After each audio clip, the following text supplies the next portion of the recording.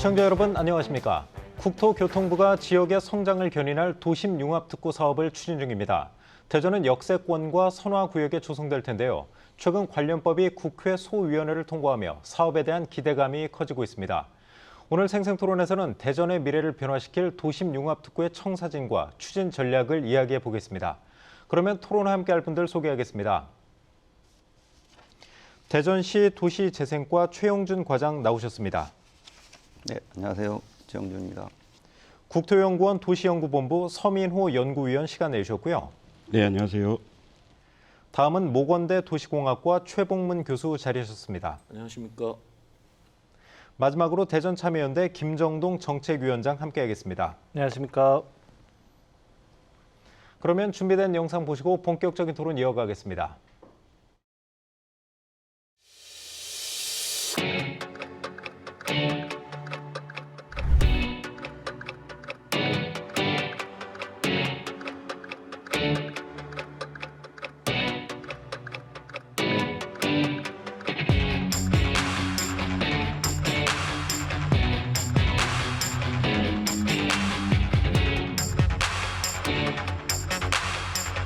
도심융합특구가 대전을 위해서 만들어진 제도나 다름이 없다. 첫 번째로는 빨리 추진될 가능성도 물론 있고요. 그리고 이 도심융합특구에서 지원하는 여러 가지 내용들을 가장 충실하게 담아낼 수 있는 지역이기도 합니다.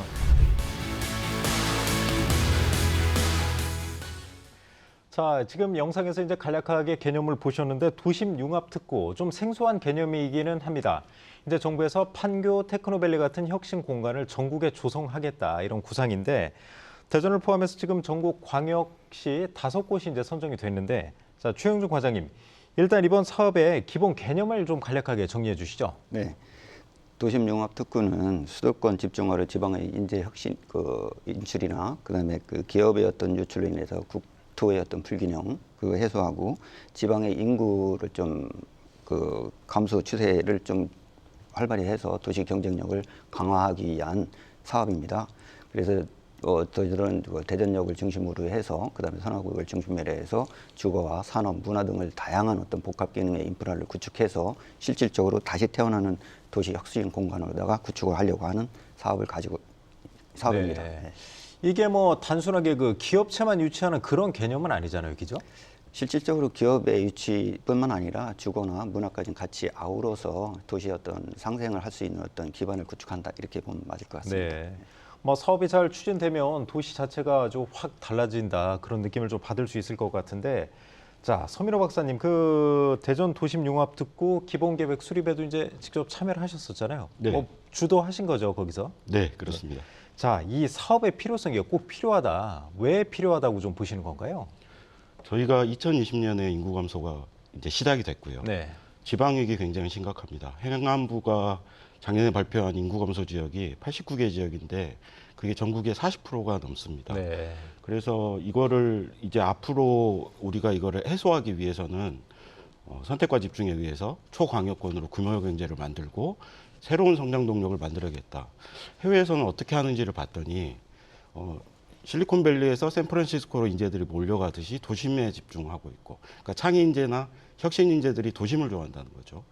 그리고 이종 산업 간의 결합을 통해서 새로운 부가가치를 만들더라. 그게 네. 융합입니다. 그런데 그게 잘 성공되기 위해서는 파격적인 지원이 필요합니다. 예전처럼 나눠먹기식의 그건 어렵고요. 네. 그래서 특구 개념을 도입해서 본부처 협업을 하자. 도심융합특구의 추진 배경이라고 볼 수 있습니다. 네, 알겠습니다. 지금 말씀하신 부분이 이제 뭐 어떤 지원책 필요하고 파격적으로 하셔야 된다고 했는데 그건 잠시 후에 한번 설명을 해주시고요. 다시 이제 최용준 과장님한테 좀 돌아가서 지금 대전 역세권 또 이제 충남도청사 일대, 옛 충남도청사 일대 그 선화구역에 조성될 텐데 해당 지역이 좀 사업 추진하는데 어떤 여건은 좀 어떻나요? 그쪽이 맞나요? 저희들은 1905년대 이제 경부선 고속선이 개통되면서 대전역이 했던 탄생으로 그를 중심으로 해가지고 중앙로, 그다음에 선화구역에 이제 충남도청이 32년도에 입지함으로 인해서 네. 여기에 어떤 필요성이 상당히 제기됐고 2000년대에 들어와서는 도심의 어떤 기능이 일정 부분 신도시, 돈산동이나 유성 도안이나 이쪽으로 이제 성장 추세가 이렇게 이동이 됐었는데 이로 인한 어떤 기존 어떤 시가지의 열악한 부분을 계획적으로 정비하기 위해서 그 장점과 강점을 단점을 이렇게 나눠서 본다면 어떤 원도심에는 지역 문화 자산이 좀 풍부하고 광역적인 어떤 KTX라든지 교통적인 중심지로 접근성이 유리합니다. 네. 그 반면에 생활 수준은 높아지는데 어떤 건축물이라든지 기반시설에 좀 열악한 부분이 있어서 이런 부분을 그 창업과 그다음에 기업 지원 기능을 좀 활발히 시켜서 또 다른 어떤 그 인구가 유입되고 도시 재생이 어떤 활발하게 진행될 수 있도록 하기 위한 여건을 충분히 갖추고 있고 대전시에서도 재정 역세권을 중심으로 해서 그 기반 시설이라든지 부족한 네. 그 공원이라든지 이런 부분을 좀 계획적으로 하고 민간이 그 재개발 재건축을 통해서 주거 환경을 좀 개선해주면서 아마 계획적으로 해서 한 2조 한 1,000억 정도의 어떤 사업비가 지금 현재 투입이 되고 융합특구를 통해서 좀 더 나은 어떤 환경 속에서 그 주거와 문화와 기업이 상생할 수 있는 어떤 공간을 조성하기 위한 융합특구를 알차게 준비하고 네. 있습니다. 조건이 충분히 주어졌다 이렇게 보고 있습니다. 2조 원대 예산이면 뭐 엄청 대규모 사업인데 다시 이제 서민호 박사님한테 좀 돌아가서 지금 기본 계획을 본인이 이제 수립하셨으니까 내용은 잘 알겠지만 구체적인 내용은 아직 밝힐 수 없잖아요. 그렇죠? 뭐 그래도 중요한 개념은 말씀드릴 수가 있을 것 같습니다. 한번 좀 기본 추진 방향 큰 한번 줄기에서 한번 말씀을 좀 해주시죠. 네, 그 대전도심융합특구는 대전의 잠재력을 발현시켜서 그걸 전국과 글로벌로 소통하고자 하는 방향을 갖고 있습니다. 네. 대전의 잠재력이 무엇이냐? 대전은 아직까지도 국가 R&D의 3분의 1이 집적돼 있는 공간이고 기존의 대독특구의 그런 어떤 그 기술 잠재력을 이제는 산업화를 시킬 수 있는 그런 기반을 갖춰야 될 때라고 봅니다. 그래서 저희는 이제 도심융합특구를 혁신 플러그인 플랫폼, 그러니까 도심융합특구에 접속을 하면은 융복합이 되고 그것들이 결합이 돼서 새로운 부가가치, 새로운 과학기술, 새로운 산업을 만들 수 있는 플랫폼을 만들어서 그걸 확장시키는 걸 목표로 하고 있고요. 그거를 위해서 이제 저희가 하는 거는 첨단 지식과 R&D뿐만 아니라 문화와 사람 그리고 일자리가 융복합되는 공간을 이제 만들고자 하는 그런 방향을 갖고 있습니다. 특히 이게 뭐 일시적인 단기 사업으로 끝나는 게 아니고 지속 가능하게 생태계처럼 확장될 수 있도록 그런 거버넌스 체계 그리고 뭐 단순히 이제 공간 사업이 아니라 뭐 중기부라든지 문체부 사업들이 결합해서 계속 확장될 수 있는 그런 시스템을 지금 구상을 하고 있습니다. 네, 알겠습니다. 자, 최북문 교수님께 좀 이제 질문을 드리고 싶은데 도시공학 전문가시고 또 지역에서 이제 오래 활동하시니까 그 대전 지역의 문제점도 잘 알고 계실 거 아니에요. 근데 두 분이 설명하시는 거 보면 엄청난 사업인 것 같아요. 이제 사업비도 어마어마하고 좀 기대를 좀 갖고 계세요.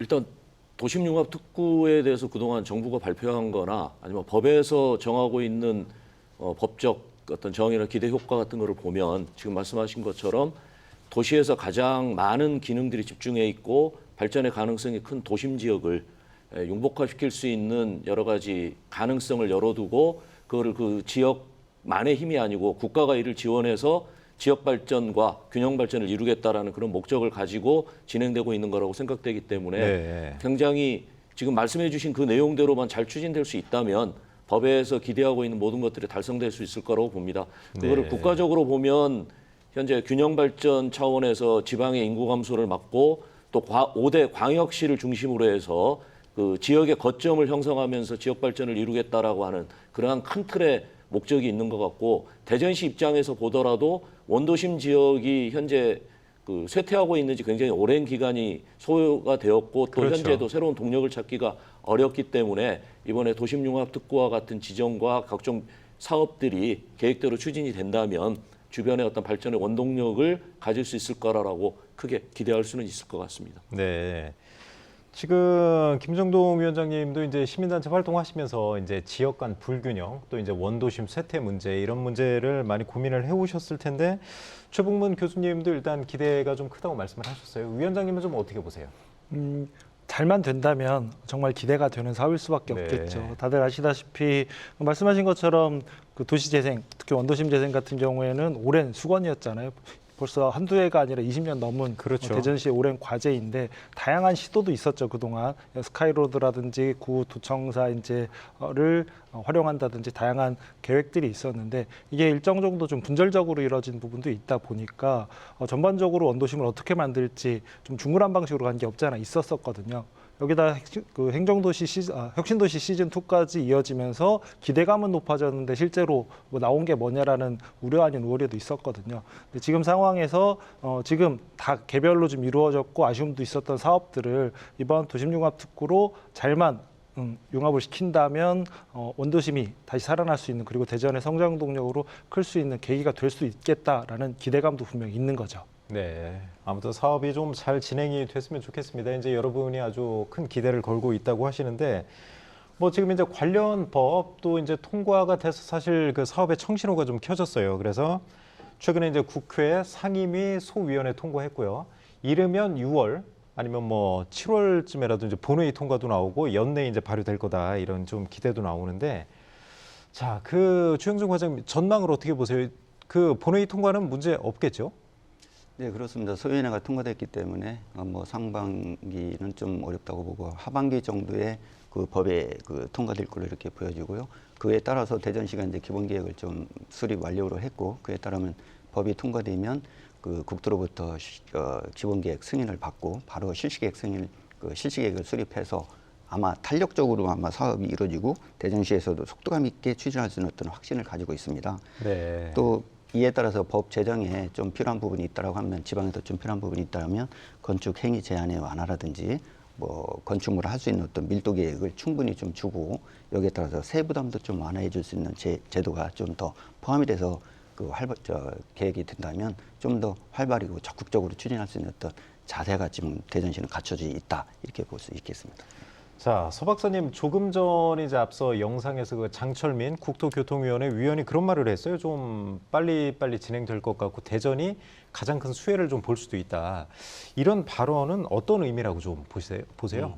당초에 이제 도심융합특구 기획했을 때 아까도 말씀드렸지만 압축과 연결 관점에서 교통 결절점을 중심으로 해서 교류를 강화시키고 증폭시키고 그리고 새로운 산업 기회 그러면 결국은 R&D 자산이 4차 산업혁명과 결합돼서 뭐 새로운 부가가치를 만들어내야 되는데 대전은 대덕특구가 있고요. 그렇죠. 대전역은 전국과 연결돼 있습니다. 교통, 연구 다 갖고 있는 거네요, 대전이. 네. 그래서 뭐 다른 지자체도 다 각색의 이제 다른 도심융합특구도 특색이 있지만 뭐 모티베이션을 대전이 줬다 그렇게 말씀드릴 수가 있겠습니다.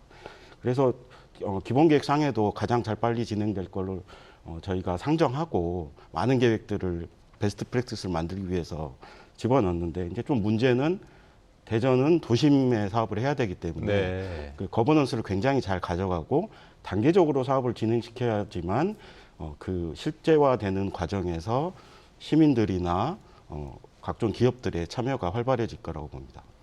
지금 대전은 이제 도심에서 사업이 추진된다고 했는데 다른 광역시는 도심에서 추진하는 게 아닌가요? 그럼? 도심 융합특구긴 하지만 네. 뭐 산단을 리모델링하거나 아니면 도심 옆에 있는 좀 유유부지를 활용하거나 하는 사례가 있습니다.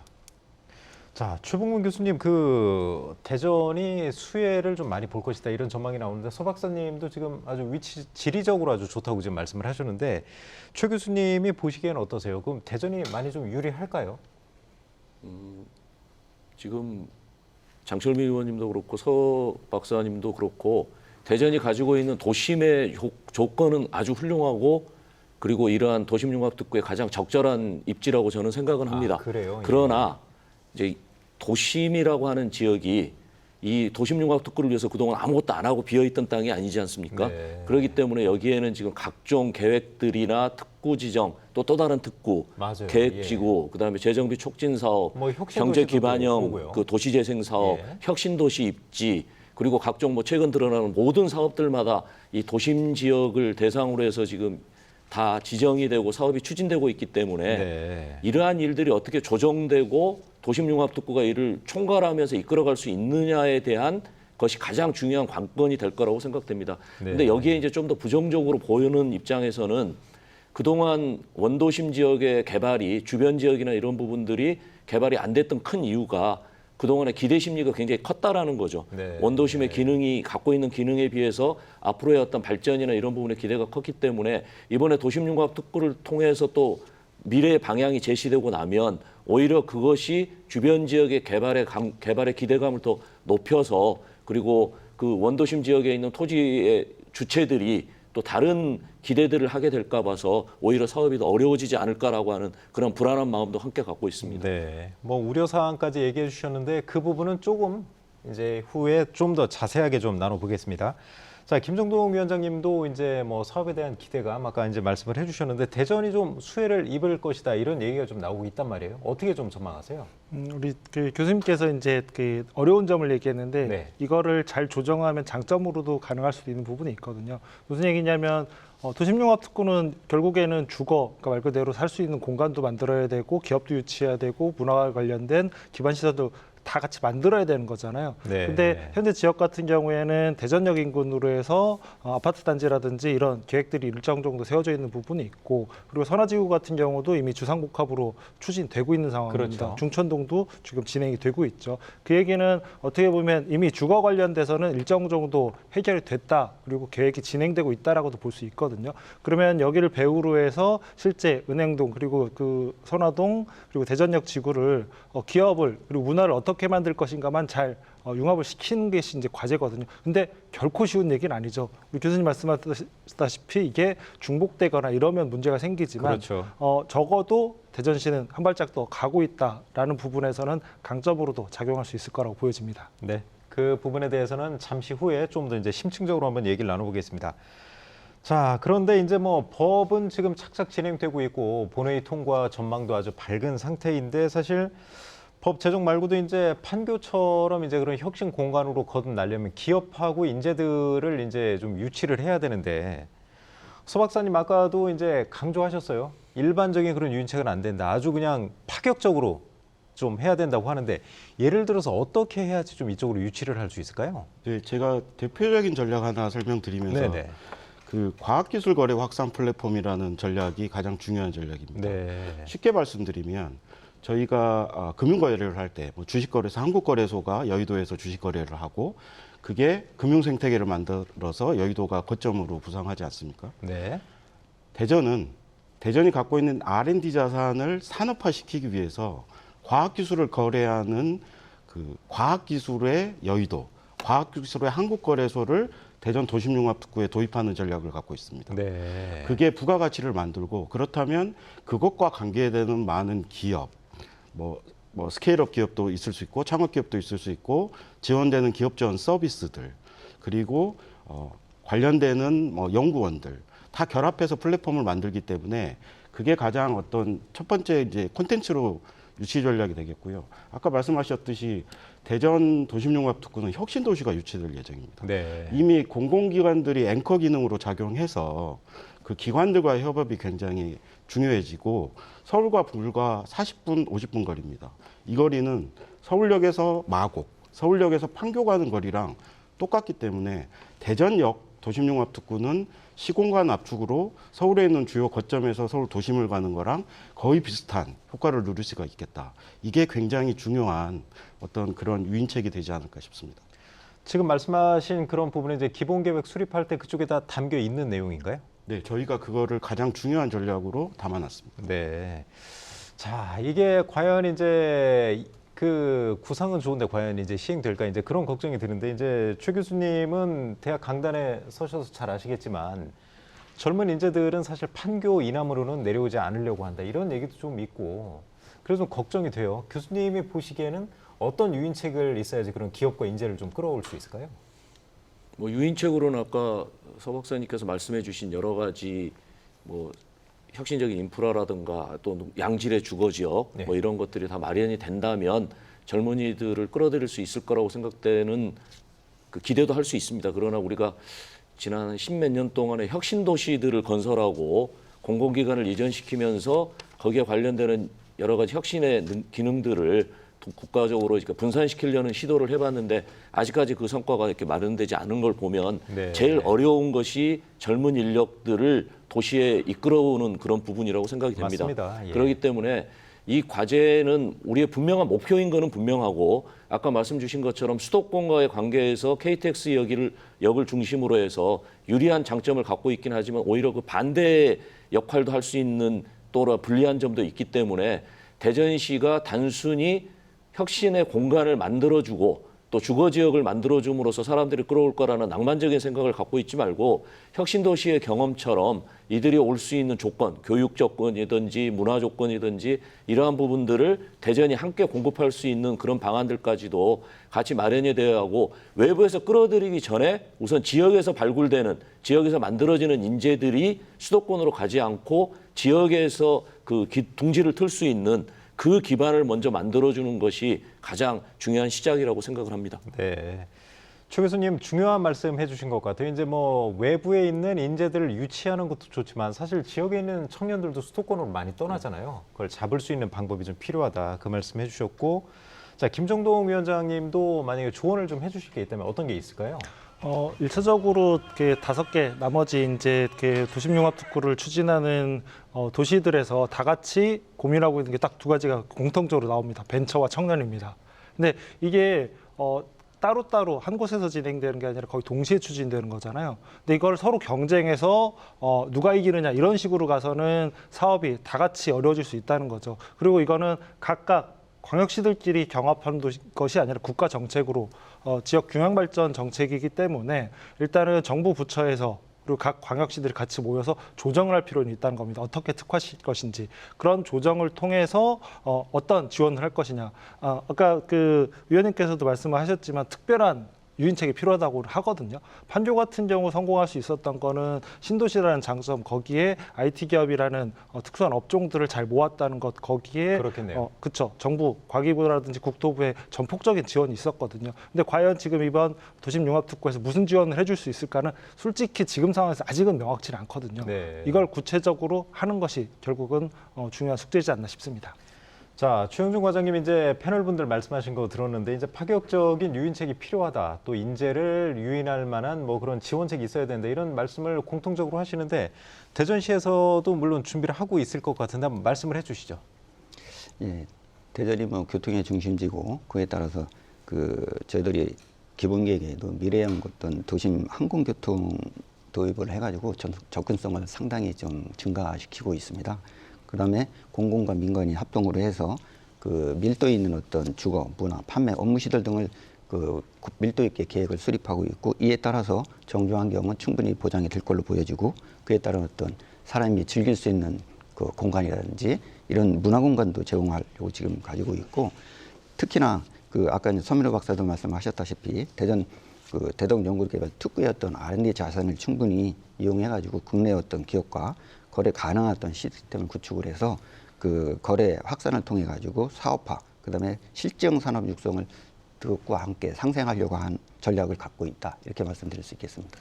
그런데 이제 뭐 말씀을 해주셨는데 사실 우려되는 부분이 인재를 어떻게 끌어들이냐 그 부분이 좀 관건인 것 같은데 그리고 떠나려는 인재도 좀 잡고요.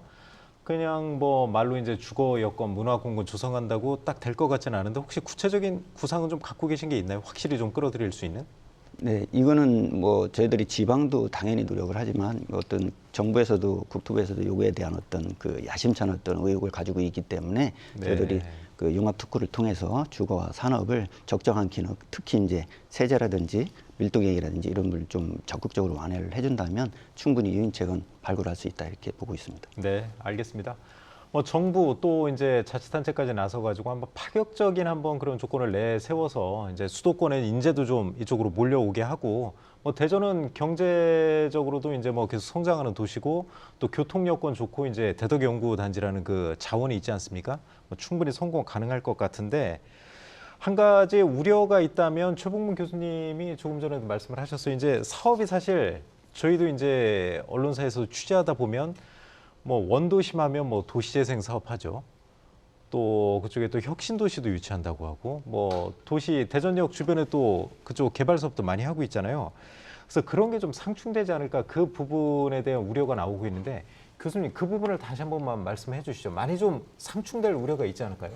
이게 이제 상충의 문제인지 아니면은 각각의 사업들의 배분의 문제일지 이제 이런 부분인데 제가 염려하는 것은 현재 원도심 또는 또 대전 역세권 주변에 있는 각종 지구 지정이라든가 사업들이 각자 개인 그 개별 법에 의한 계획들을 가지고 있습니다. 그래서 그러한 계획들이 법정 계획으로 있고 또 그러한 사업 추진에 대해서 많은 사람들이 기대를 갖고 있고 해야 하는 역할이 있는 거죠.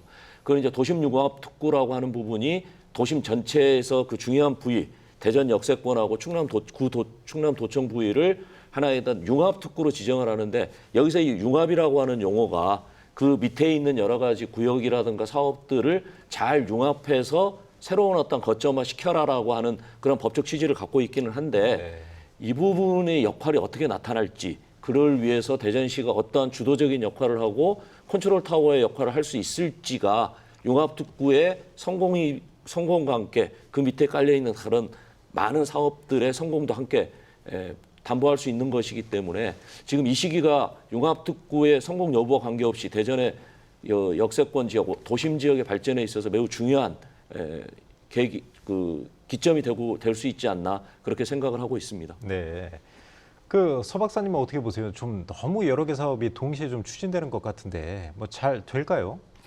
저희가 도심융합특구를 추진하는 배경 중에 하나가 그런 여러 사업들이 그 단위 사업들로 추진되다 보니까 네. 사업의 시너지도 안 나고 중복되고 그래서 도심융합특구는 그 여러 사업들을 패키지화하는 것을 기본 사업 그 방식으로 하고 있습니다. 그러니까 도심융합특구 사업이 어떤 하나의 단위 사업이 아니라 역세권 개발 사업, 뭐 재정비 촉진 사업, 그리고 뭐 관련된 환승센터 사업 그런 것들이 예. 패키지로 묶은 게 도심융합특구고 도심융합특구법 이번에 이제 통과를 했지만 네. 도심융합특구 진흥재단이 있습니다. 도심융합특구 이제 진흥재단이 설립이 되면 혁신도시 발전지원센터, 규제자유특구 지원센터 같은 것들을 진흥재단에서 같이 하게 됩니다. 그 말은 특구진흥재단에서 특구의 관점에서 각 부처 개별적인 사업들을 총괄적으로 컨트롤하면서 중장기적으로 끌고 갈 수 있는 체계 그게 네. 좀 차별점이 되고요. 저희가 기본 계획에서 그걸 단계적으로 시너지를 발휘할 수 있게 일단은 역할 분담을 해놨습니다. 그래서 예를 들면은 국토부에서 공간을 만들면 문체부에서 문화 같은 기능을 집어넣고 균형에서 생활의소시를 집어넣어서 실제적으로 들어온 기업들은 중기부나 산업부 사업이 들어가고 전체적으로 운영하는 투자는 기재부의 펀드를 통해서 투자할 수 있는 네. 입체적으로 연결이 돼 있기 때문에 우려하시는 바가 약간은 해소가 될 수 있지 않을까. 그리고 조금 더 발전적으로 우리가 특구의 전망을 좀 바라볼 수 있지 않을까. 그렇게 생각을 합니다. 자, 최영준 과장님, 그 서 박사님이 다 설명을 해주셨는데 한 가지 궁금한 점은 이제 그 도심융합특구법이 이제 발효가 되면 그 재단이 생긴다는 거잖아요. 거기서 이제 총괄을 할 것 같은데 기존에 그 진행하던 사업들도 그쪽에서 이제 총괄해가지고 다시 배분한다든가 그런 역할을 하는 건가요? 그러한 역할까지 할 수 있는 내용들을 담아서 그 특구본부에서 이렇게 관리할 수 있는 어떤 영역을 충분히 가지고 있다고 봅니다. 네, 사업이 너무 뭐 문어발식으로 좀 되는 거 아니냐 이런 걱정이 좀 있을 수도 있을 것 같은데 그 부분은 다 이제 조율이 될 거다 이 말씀이시죠? 그거는 걱정 안 하셔도 될 걸로 보여집니다. 네. 영업특구라는 그 자체의 어떤 내용들이 하나의 단일 사업이 아니고 그 서민호 박사도 이야기를 하셨지만 전체적인 어떤 사업을 아우러가면서 거기에 따른 부족한 부분을 융합특구에 담아서 좀 더 시너지 효과를 누릴 수 있는 어떤 계획들이 담기는 거기 때문에 큰 문제는 아니 될 걸로 이렇게 보입니다. 네. 그 김정동 위원장님은 어떻게 보세요? 이제 민선 7기 때도 그렇고 이제 8기도 그렇고 지금 개발 사업이 사실 쏟아져 나오고 있잖아요. 뭐 원도심 살려야 된다는 거야 이제 시민 모든 분들이 다 이제 동의하겠지만 너무 이제 여러 개가 좀 나오는 것 같긴 한데 어떻게 보세요, 요즘? 대규모 개발 사업이 장점도 있지만 거기에 이제 그림자도 있을 수밖에 없습니다. 뭐냐면 기본적으로 사업 예산이 많이 들어가잖아요. 네. 그러면 한정된 예산 속에서 개발 중심으로 가다 보면 기존에 진행하던 사업들이 축소될 수 있다는 부분도 있을 수밖에 없는 거고요. 그리고 지금 이제 그 과장님은 이걸 다 융합해서 갈 수 있다라고 얘기하지만 쉽지만은 않은 얘기거든요, 실제로. 도심융합특구가 지원 중에 하나로 다양한 특구들을 다 지정을 하겠다. 그래서 여기서 다 융합을 시키겠다라는 계획도 있긴 한데 쉽지만은 않아 보이고요. 대전시에서 그리고 정부에서 각각의 컨트롤 타워를 잘 만들 필요도 있을 거라고 만들어야 된다는 것이 기본적으로 방향으로 보이고요.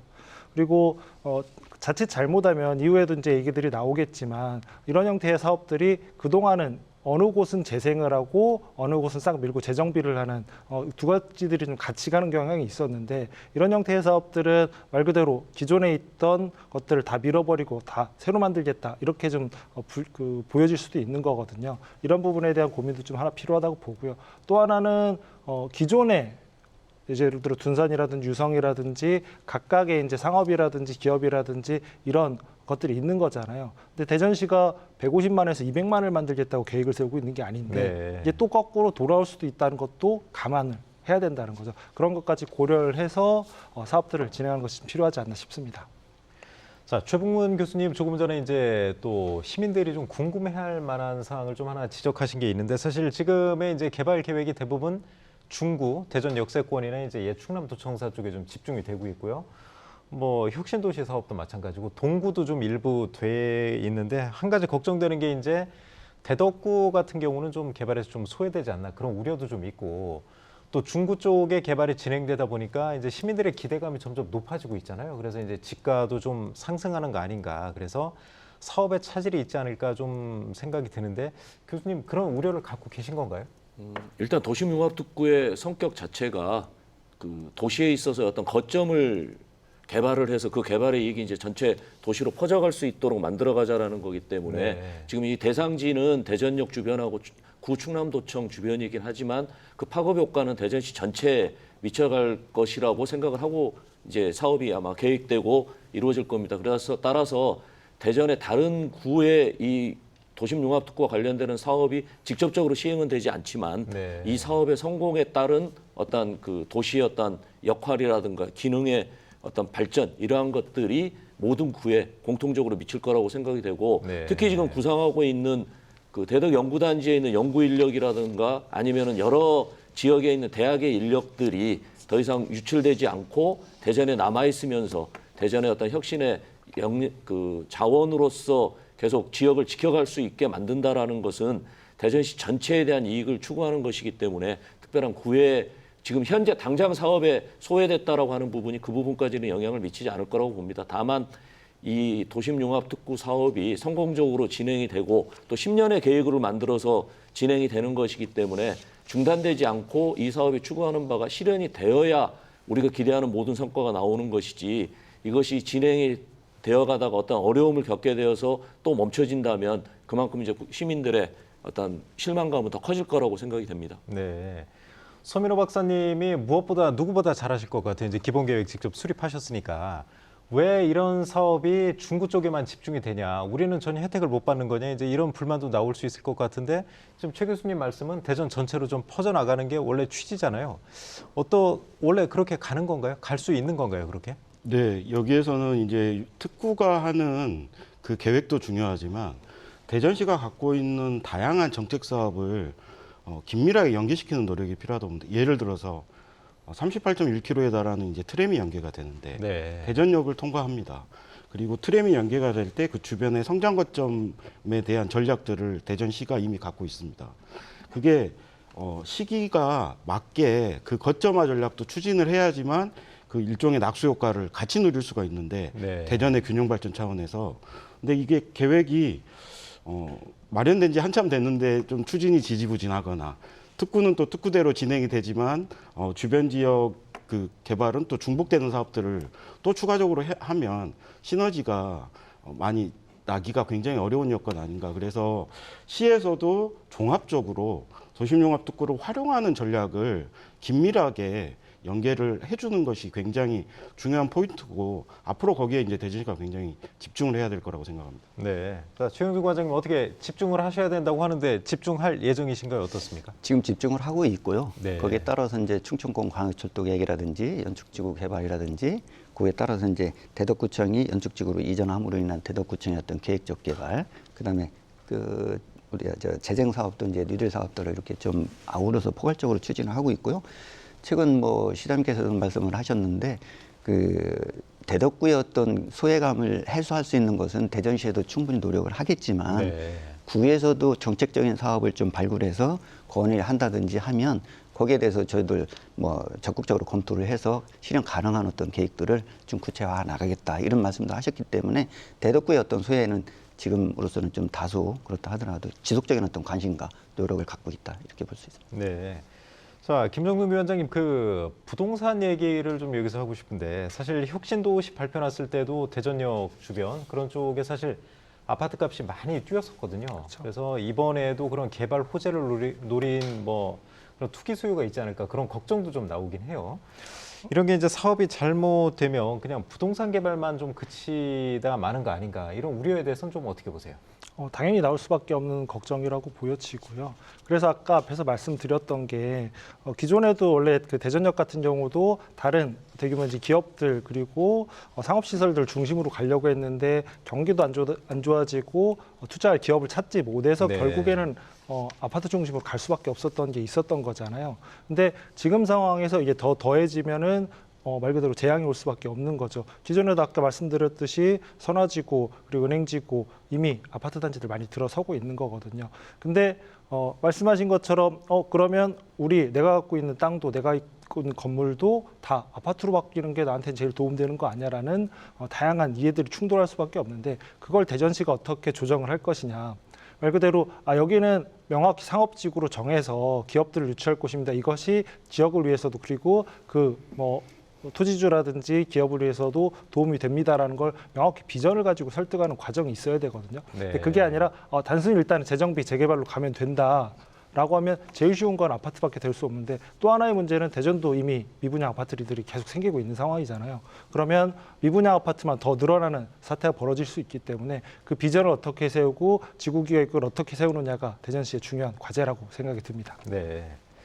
자, 최풍문 교수님이 저희가 이제 대전 도심융합특구 대전 위주로 좀 얘기를 하고 있지만 사실 이게 이제 대전만을 위한 사업은 아니잖아요. 그렇죠? 이제 전국에 좀 도심융합특구를 만들어서 국가 균형 발전에 이제 중추적인 역할을 좀 하게 해보자 이런 역할을 좀 하는 취지에서 사업을 하는 건데 그럼 뭐 이제 특구 간 연계도 좀 필요하고 뭐 각 정부 부처별 그런 협업도 좀 중요할 것 같은데 만약에 이제 사업 추진 과정에서 각 주체가 좀 고려해야 될 점이 있다면 어떤 게 있을까요?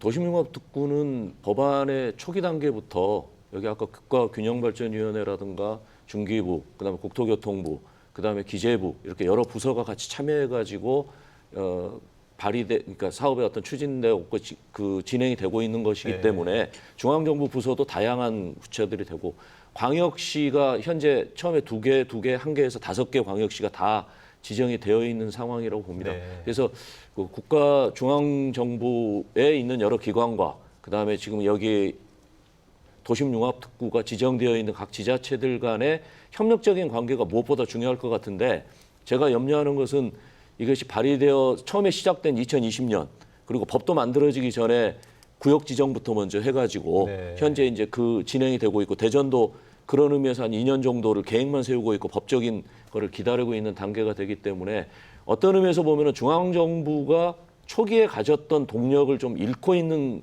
단계가 아닌가라는 염려가 됩니다. 네. 그래서 도심융합특구를 당시에 만들었을 때만 해도 굉장히 획기적이고 뭔가 중요한 균형 발전의 수단이 될 거라고 생각을 했었는데 그 뒤에 이제 여러 정권이 바뀌거나 뭐 여러 가지 상황이 달라지면서 과연 이 균형 발전에 대한 의지가 국가가 어느 정도 갖고 있는가 하는 부분에 있어서 좀 염려스러운 부분이 없지 않아 있는데 이번에 법이 통과되어 간다면 그걸 계기로 다시 중앙정부의 어떤 그 협력 관계 그리고 이를 지원할 수 있는 가장 중요한 게 기재부의 협력이라고 저는 생각을 하거든요. 그래서 그런 부분에 있어서 재정적인 부분뿐만이 아니고 각종 세금 혜택이라든가 이런 부분들이 가능해질 수 있도록 정부의 협력을 받아내는 거 그리고 지방자치단체들 간에도 협력하면서 공동의 목적을 실현해낼 수 있는 그런 협력 체제를 갖추는 것이 좋은데 그러한 부분들을 이끌어내는 것이 지금까지 각종 전국적으로 이루어지고 있는 사업에서 가장 어려웠던 부분이기도 합니다. 그래서 이번 기회에 그러한 것을 협력할 수 있는 기관들이 만들어지고 법률적인 기반이 만들어진 그 다음에 시작하기보다는 그것이 통과되기 전부터라도 그런 협력 관계를 좀 긴밀하게 할 필요가 있다라고 생각을 합니다. 교수님은 그럼 걱정하시는 부분이 이제 자치단체별로 5개 광역자치단체가 됐잖아요. 각자 이제 자치단체별로 이제 개인 플레이라고 하죠. 따로따로 할까봐 그걸 걱정하시는 거죠? 지금 5개의 특히 울산은 아직 이제 대상지가 구체화되지 않은 걸로 저는 알고 있는데 4개 지역들의 특구 지정이 되어 있는 지리적인 위치라든가 거기에 수용하고자 하는 기능들을 보면 대전만이 도심융합특구가 원하는 가장 핵심적인 부분의 구역 지정을 저희가 한 것 같습니다. 아, 그래요? 예. 그래서 아까 장철민 의원이 가장 적합한 지금 사업이 지금 대전에서 추진되고 있다라고 이야기를 하고 있는데 다른 지역들은 대개 보면은 미이용지라든가 아니면 이전적지라든가 이러한 지역들을 특구로 지정해서 이 법이 허용하고 있는 여러 가지 완화나 지원들을 이용해서 새로운 목적을 달성하고자 하는 의도가 있지 않나라는 것이 그 구역 지정에서 좀 보여질 정도로 이게 왜 여기가 도심융합특구가 되어야지라고 생각할 수 있는 지역들이 지정이 된 반면에 대전은 가장 핵심적인 대전역, KTX 역세권 지역을 특구로 지정하고 그리고 중앙로를 통해서 충남도청과 연결되는 그 중앙로 축 전체가 다 허용 그 구역으로 지정되어 있기 때문에 대전은 여기에 새로운 기능을 담기도 사실 굉장히 어려운 구역 지정이 되고 있습니다. 그래서 네. 국가가 지원하는 그런 부분들이 좀 확실하고 그 효과라든가 아니면 지원에 대한 어떤 강제력까지는 안 되더라도 그 어떤 의지가 분명하게 반영되지 않는다면 대전시 자체적인 힘만으로는 그걸 이끌어내기가 어렵고 만약에 그러한 부분들이 실현되지 않은 채로 끝난다면 특구 지정이 다른 광역시들은 부차적인 목적을 달성하고 끝날 수 있지만 대전은 그야말로 굉장히 핵심적인 부분을 내주면서도 어떤 작은 성과도 거두지 못하는 그러한 좀 부정적인 예상도 할 수 있지 않나라고 하는 작은 염려를 하고 있습니다. 네. 지금 최봉문 교수님 아주 예리한 지적을 좀 해주신 것 같은데 서 박사님은 어떻습니까? 그 각 특구 주체 간의 협업도 좀 필요하고 무엇보다도 이제 국가가 좀 적극적으로 좀 지원을 해야 된다 그런 말씀을 좀 해주시는 것 같은데 그 비슷한 우려를 좀 갖고 계신가요? 네, 맞습니다. 그 기본계획 수립할 때부터 계속 강조하는 게 거버넌스입니다. 이게 패키지형 사업이다 보니까 사업과 연계가 필수적이고 네. 역할 분담이 매우 중요합니다. 그리고 모든 사업이 동시에 추진되기도 어렵고요. 일단의 지역을 동시 개발도 어렵습니다. 그리고 아까 말씀드렸다시피 공간 개발 이후에 기업 지원, 운영 관리, 그리고 가장 중요한 게 이제 지역에 있는 인재들을 어떻게 키워서 지역에 착근시킬 것인가. 그러니까 도심융합특구의 목표가 인구 일자리 댐이거든요. 전체 인구를 가둬놓는 건 아니고 수도권으로 유출될 인구가 있지만 지역에 필요로 한 인재들이 지역에서 성장할 수 있는 걸 만들려면 대학과 협업도 굉장히 중요합니다. 그렇겠네요. 제가 공동 캠퍼스 같은 것도 계획에 넣어놓지만 이것들이 굉장히 복잡다단합니다. 그래서 이 거버넌스 체계를 촘촘하고 중장기적으로 가져가는 게 굉장히 중요한데 그 거버넌스 가져가는 게 정말 어려운 일이고 저도 노력을 많이 하고 있지만 앞으로 가장 중요하게 노력을 해야 될 부분이 그게 아닌가 싶습니다. 성패가 거버넌스에 달렸다. 저는 그렇게 판단하고 있습니다.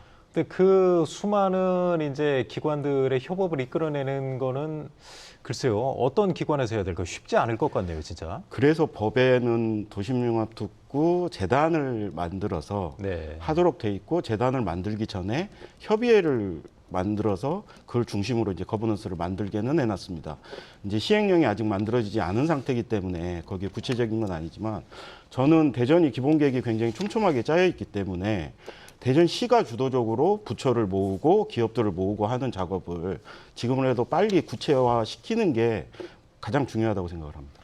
자, 최영중 과장님 지금 보면 뭐 이제 대학과도 협업을 해야 되고 정부 또 이제 각 자치단체 간 협업도 좀 필요한데 이런 뭐 지역사회 소통, 시민 참여가 좀 중요하지 않을까요? 그 부분에 대해서 어떤 구상을 갖고 계세요? 뭐 맞습니다. 저희들도 그 기본 계획을 수립하면서 거기에 따른 부처 사업이라든지 정부 부처 사업이라든지 그리고 대학교 어떤 그 협업 사업 이런 내용들을 사전에 소통하고 그 의견 조율을 해가면서 그다음에 특히나 이제 시민들의 어떤 그 공청회라든지 설명회들을 거쳐가지고 그런 어떤 내용들을 좀 충분히 기본 계획에 담았고요. 그를 기반으로 해서 그 거버넌스 형성을 하고 그걸 관리 기구에서 그 유지 관리할 수 있는 어떤 마음의 자세를 갖고 있다 이렇게 말씀드렸습니다. 자, 김정동 위원장님도 짧게 한번 말씀을 해주시죠. 사실 시민 참여가 중요한 거 아닐까요? 그동안에 이제 다양한 재생 사업 이런 것들이 좀 잘 안 됐던 원인 중에 하나가 그럼 관련 거기서 살아야 되고 거기서 일해야 되는 시민들의 입장이 잘 반영이 안 된 부분도 분명히 크거든요. 네. 단순히 해당 지역에 토지를 갖고 있는 토지라는 건물주 그리고 관만의 문제가 아니라 실제 거기를 이용해야 되는 시민들의 입장도 충분히 반영되는 게 결국은 핵심이라고 보여지는 거죠. 근데 단순히 공청회나 몇 번 의견 듣는 수준이 아니라 이거는 아까 우리 그 최 의원님도 서민호 의원님도 말씀하셨지만 꾸준히 가야 되는 사업인 거잖아요. 그 단계별로 필요한 모두 한꺼번에 모이는 것이 아니라 대학과 관련될 때는 대학생들과 같이 할 수도 있는 거고요. 그리고 지역의 상인들과 할 수도 있는 거고 이런 것들을 촘촘하게 구성을 하고 끈기 있게 이해관계자들끼리 의견 모아가는 거 쉬운 일은 아니잖아요. 네. 그거를 촘촘하게 구성하고 끈기 있게 이어가는 대전시의 어떻게 보면은 인내심이 필요한 상황이라고 보여집니다. 네, 알겠습니다. 토론 이제 거의 마무리할 시간인데 이제 패널 한 분씩 이제 돌아가면서 이제 대전 도심 융합 특구 이제 그 뭐 점검할 사항 또 아니면 향후 과제에 대해서 짧게 한번 좀 말씀을 부탁드릴게요. 일단 자리 순서대로 서 박사님부터 한번 말씀을 해주시죠. 네. 적시적지라는 말이 있습니다. 네. 필요한 시간에 알맞은 장소에 사업을 하는 것이 가장 시너지가 잘 나는데 알맞은 장소는 맞습니다. 적시에 필요한 어떤 사업이나 정책들이나 협업이 이루어져야 되고 그것들은 결국 저희가 21세기 도시에 사는데 20세기 계획을 할 수는 없지 않습니까? 네. 많은 참여자들 간의 거버넌스를 통해서 그걸 조율하고 중장기적으로 계속 이렇게 조금씩 발전시키는 그런 어떤 노력이 필요하고 뭐 계획이 거창하긴 하지만 아주 작은 부분이라도 저희가 할 수 있으면 그건 나름대로 굉장히 중요한 가치를 지닌다고 봅니다. 조그만 것부터 시작하면서 출발했으면 하는 바람입니다. 과장님은 좀 이제 주도적으로 사업 추진하실 텐데 자 어떻습니까? 네, 맞습니다.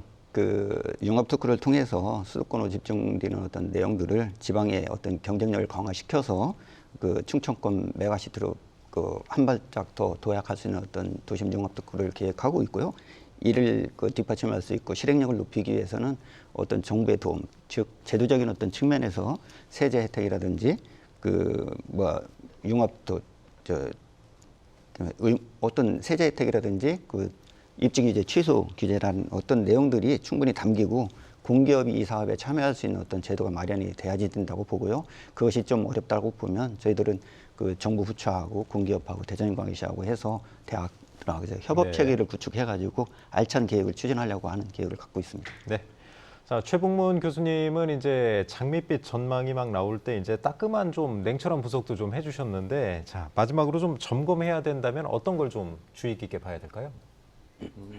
대전은 도심이라고 하는 역사적으로도 가장 중요하고 기능적으로도 가장 중요한 도심의 공간 단위뿐만이 아니고 대전이 가지고 있는 두 개의 가장 큰 자원, 과학연구 인력과 KTX 역세권을 이 도심융합특구 속에 포함을 시켰습니다. 따라서 이 좋은 위치와 자원을 가지고 이 사업이 성공하지 못한다면 앞으로 어떤 사업이 대전 원도심을 대상으로 해서 성공할 수 있을까 하는 부분에 있어서 굉장히 중요한 이 사업 중에 하나가 이 사업이 될 거라고 생각합니다. 그리고 아까 말씀하신 것처럼 여기에 걸려있는 여러 가지 사업들을 총괄해서 조정할 수 있는 사업도 이 사업에 거는 기대이기도 하고요. 따라서 지금 우리가 서두에 이야기한 것처럼 도심융합특구가 제2의 판교를 만들겠다라고 하는 기대를 우리 대전도 가져서는 안 된다고 생각합니다. 네. 제2의 판교는 판교이기 때문에 가능했던 그런 부분들이기 때문에 대전은 대전만의 고유한 모델 그리고 대전이 가능한 일들을 이번 기회를 통해서 실현해서 대전에 있는 모델이 다른 도시들이 따라올 수 있게 그렇게 할 수 있는 사업이 되기를 기대합니다. 네, 김정동 위원장님도 짧게 한번 마무리 말씀 부탁드리겠습니다. 네, 그동안 그 원도심 재생 오랫동안 좀 실패해왔는데요. 그것이 단순 실패가 아니라 그동안의 경험으로 좀 쌓였다고 보고요. 도심융합특구 자체 하나만으로 모든 걸 해결할 수는 없지만 그동안 쌓였던 그리고 그동안 진행했던 사업들을 하나로 묶는 말 그대로 융합의 제도가 되고 융합의 시도가 되었으면 좋겠습니다. 네. 전국 5개 특구 가운데 이제 사업 착수가 가장 빠른 곳이 대전이라고 하죠. 도심융합특구 조성을 통해서 대전이 변화와 혁신을 이끄는 도시로 거듭나길 바라겠습니다. 생생토론 여기서 마치겠습니다. 토론에 함께하신 네 분 모두 감사드리고요. 시청자 여러분 고맙습니다.